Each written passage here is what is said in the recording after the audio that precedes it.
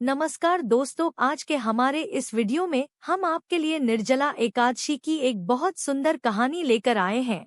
एक समय की बात है, किसी नगर में एक जाट रहता था जिसकी नई नई शादी हुई थी। शादी के बाद वो पहली बार अपनी पत्नी को लेने अपने ससुराल जा रहा था। वो अच्छे से नए नए वस्त्र पहनकर तैयार हुआ और ससुराल के लिए रवाना होता है। रास्ते में वह देखता है एक तालाब में एक गाय पानी पीने के लिए उतरती है। वह गाय अपनी प्यास तो बुझा लेती है, लेकिन तालाब से बाहर नहीं आ पाती। जाट को देखते ही वो उसे आवाज लगाती है, अरे मुसाफिर, मुझे इस दलदल से बाहर निकाल दो। जाट बोला, अरे नहीं नहीं गौ माता, मेरे कपड़े गंदे हो जाएंगे। मैं पहली बार अपनी पत्नी को अपने ससुराल से लेने जा रहा हूँ।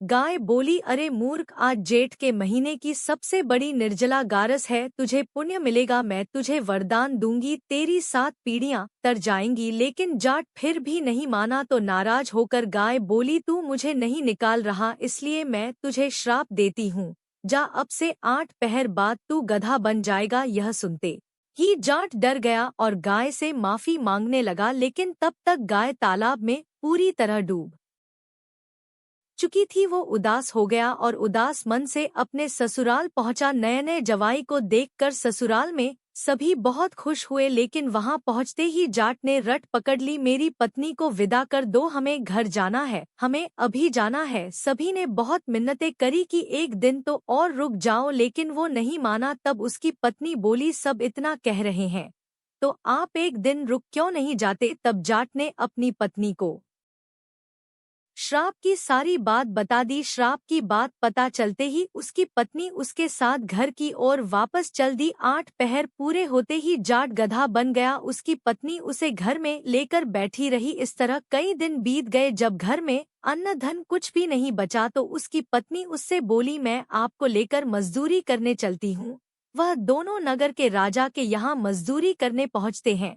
राजा के यहाँ कुएं की खुदाई का काम चल रहा था। उसकी पत्नी अपने सिर पर मिट्टी रखकर काम में लगी रही। बाकी मजदूर उसे देखकर बोले, अरे बहन, तेरे पास तो यह गधा है, तो तू अपने सर पर बोझ क्यों उठाती है, इस गधे पर बोझ क्यों नहीं ढोती। पर वह कुछ नहीं बोली। दूर से राजा भी यह सब देख रहा था। एक दिन राजा ने उससे पूछा, तुम्हारे पास गधा है तो तुम बोझ क्यों उठाती हो। तो वह बोली, महाराज, यह कोई गधा नहीं, यह मेरे पति हैं, इन्हें श्राप लगा है। उसने राजा को सारी बात बता दी। तब राजा ने पंडितों को बुलवाकर इसका हल पूछा तो पंडित बोले, राजा जी, इस परेशानी का एक ही हल है। जिस व्यक्ति ने अपने जीवन काल में 101 गारस करी हो और उनका फल वो इस गधे को दान दे दे तो यह मानव बन सकता है। राजा ने पूरी नगरी में ऐलान करवा दिया कि जिसने भी 101 गारस करी है, अगर वह अपनी गारस का फल इस गधे को दान दे दे तो राजा उसे अपना आधा राज्य दे देंगे। लेकिन पूरी नगरी में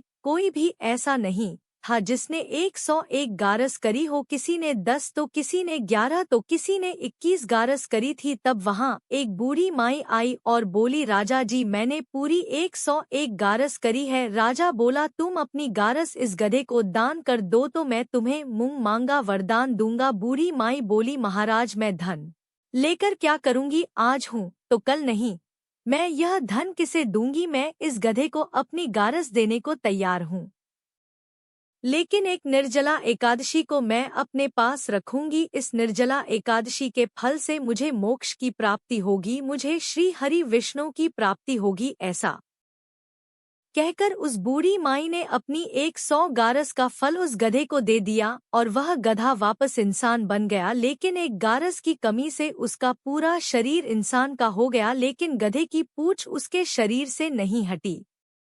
वीडियो पसंद आया हो तो लाइक अवश्य करें, शेयर अवश्य करें। जय श्री राधे कृष्ण।